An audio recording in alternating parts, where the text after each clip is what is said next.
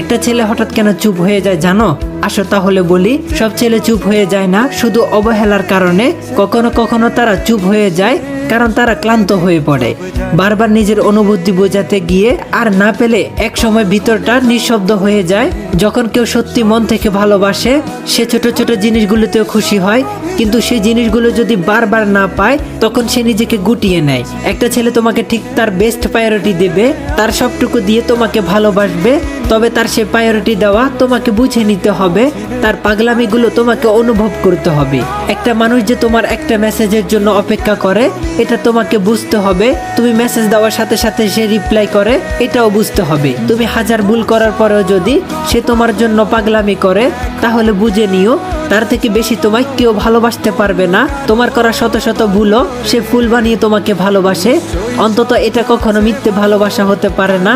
আর একটা কথা সব সময় মনে রাখবে, রিয়েল লাভ সবার কপালে আসে না।